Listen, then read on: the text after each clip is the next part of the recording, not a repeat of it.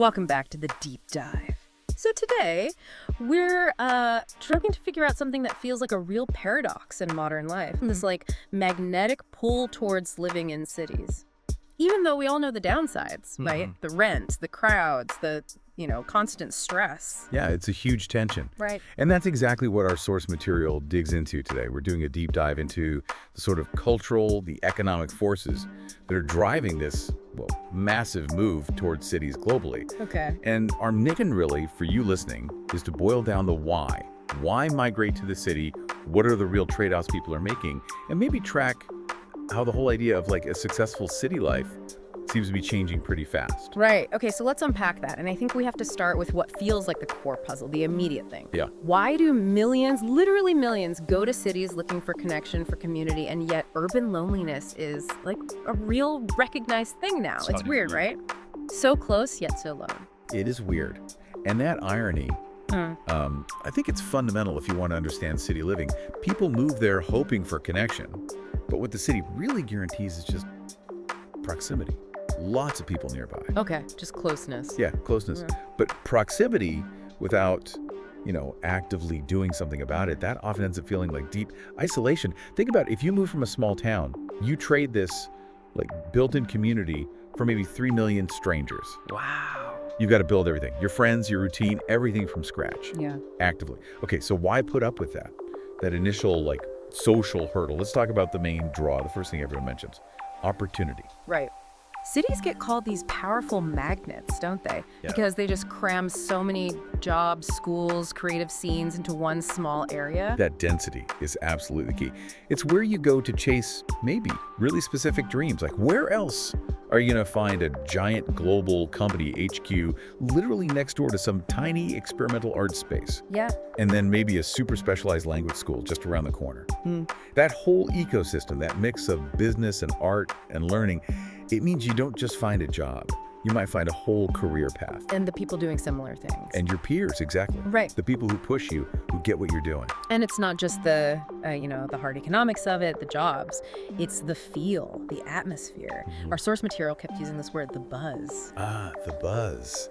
Yeah, that's a really interesting term they use. It's meant to capture that lively, exciting feeling. Everything's happening right now all at once. Doesn't matter if it's 2 in the afternoon or 2 in the morning. Right.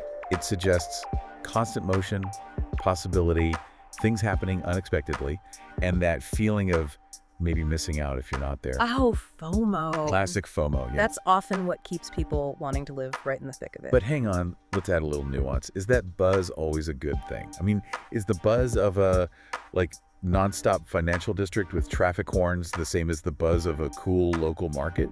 That's a really important distinction to make. And the sources do suggest it's conditional. For some people, that energy is inspiring, it fuels them. For others, it's just stress with a better name. Stress rebranded, yeah. But either way, good or bad, it's definitely tied into the next big thing, which is convenience. Ah, right. The access. We're talking public transport that gets you almost anywhere. Grocery stores everywhere. Entertainment late at night. The sheer ability to, like you said, order some very specific food at midnight. That immediate gratification, once you get used to it, must be incredibly hard to give up. It's the ultimate time saver, in a way. And think about the language we use, the idioms, the city that never sleeps. Right. It perfectly captures that constant 24/7 activity, commerce, culture. It just keeps going. It's an environment designed to cater to basically any schedule, any niche interest you might have. Okay, so opportunity is the magnet, convenience keeps you there. Let's switch gears a bit to the social angle, because this is where that tension really ramps up, I think. People don't just move for jobs, they move for social richness. And weirdly, the sources say many people actually feel more themselves in a big, diverse city than they ever did back home. Yeah, that's fascinating. It seems to be about finding a kind of freedom, intellectual freedom, social freedom. The city works like a living classroom. Okay. Because you're bumping up against people daily from totally different backgrounds, countries, cultures, economic situations. You're constantly learning, adjusting your perspective just through normal interaction. It fundamentally changes how you see things. Okay, so that leads to the idea of the melting pot. We've all heard that phrase. But maybe let's update it. Are cities really melting pots anymore where everyone blends together? Or are they maybe more like, I don't know, cultural salads? Slight life. Cultural salad. I like that. That's actually a much better way to put it for a lot of modern cities. Think about London, New York, Singapore. They feel more like salads than pots. Right. The whole point isn't really assimilation, forcing everyone into one mold. It's more about different, distinct identities, coexisting, collaborating even. So you keep your flavor. Exactly. You might be working in a tech firm run by someone from India, eating amazing Ethiopian food for lunch, and debating French politics with your neighbor. It's the sheer speed and variety of that cross-cultural stuff that makes daily life feel richer. But then we come right back around to that really harsh irony we started with. Urban loneliness. You're surrounded by literally millions of potential friends, colleagues, dates, and yet people feel profoundly disconnected. Why? Why does the city sometimes fail so badly at the very thing people move there seeking? Well, I think it's because the city, fundamentally, is often designed for efficiency, for transactions, not really for deep human intimacy. Everyone's moving fast, right? Focused on their own goals, their own path, and making real deep connections. That takes time. It takes vulnerability, consistency, and city life, with the packed schedules, the long commutes maybe, it just squeezes those resources, drains them. Yeah, it drains them dry. It's just too easy to prioritize work or the hustle over actually investing the time to build those social roots. So it means the community isn't just handed to you on a plate when you arrive. You have to actively go out and build it. Exactly. You have to work, sometimes really hard, to find your people, friends, colleagues, maybe local groups, just to push back against that default feeling of being alone in the crowd. It's the required effort that comes with density.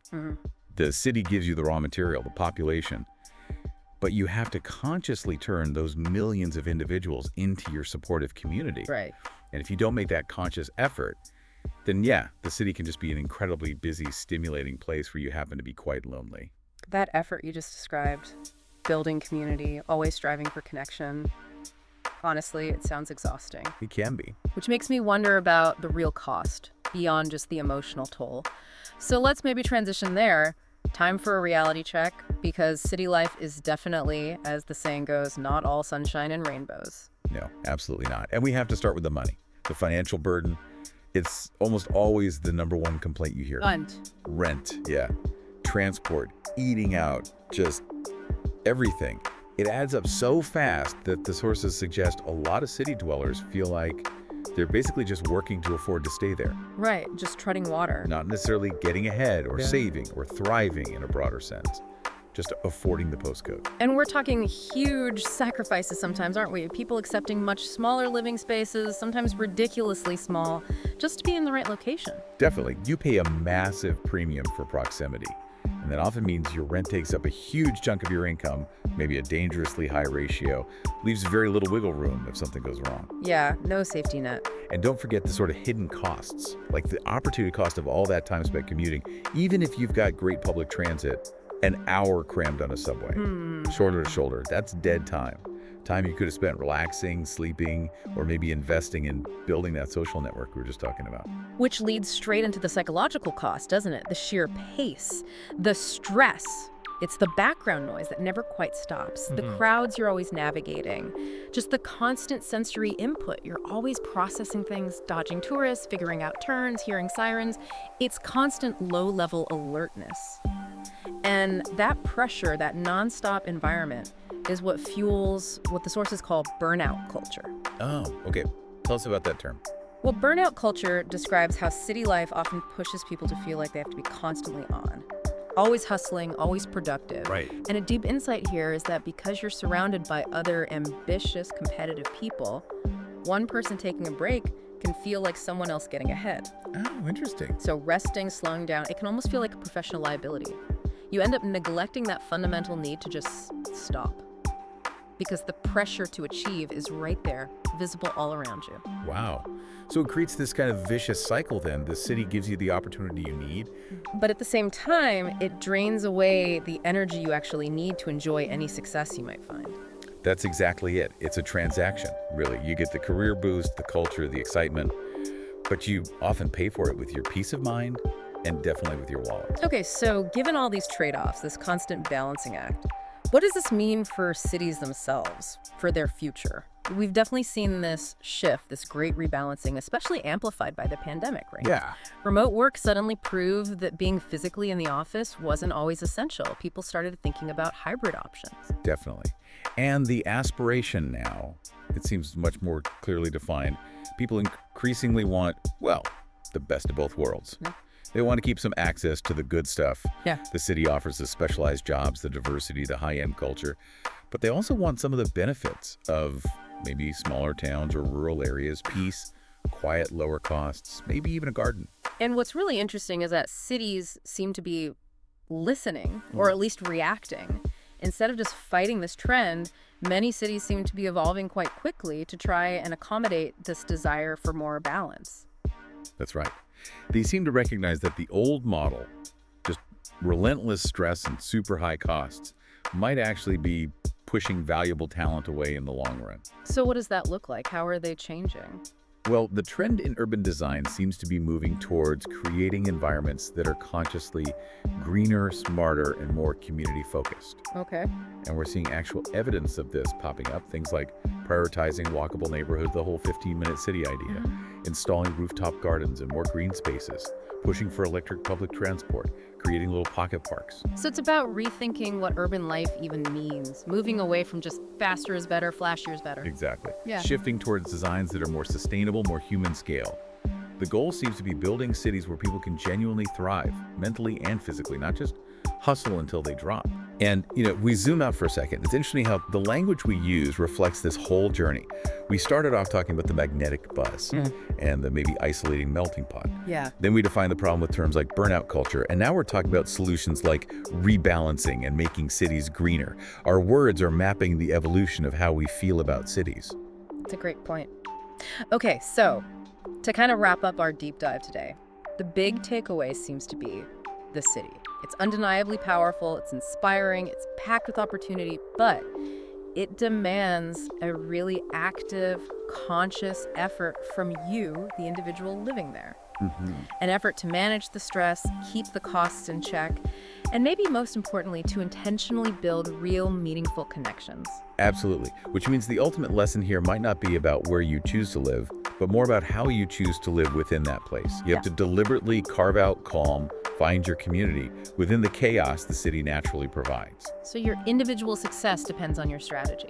Exactly. The future success of the city might depend on better design, but your personal success there, that's all about how you navigate it. Okay, so building on that idea, finding balance, the move towards greener, more walkable cities. Let's leave you, our listeners, with a final thought to chew on. Okay. If the future of urban life really is about seeking calm within the chaos, does getting the best of both worlds mean the city itself ultimately has to slow down its pace? Or does it simply mean that we have to get much, much better at tuning out that relentless buzz it creates all around us? Something to think about until our next deep dive.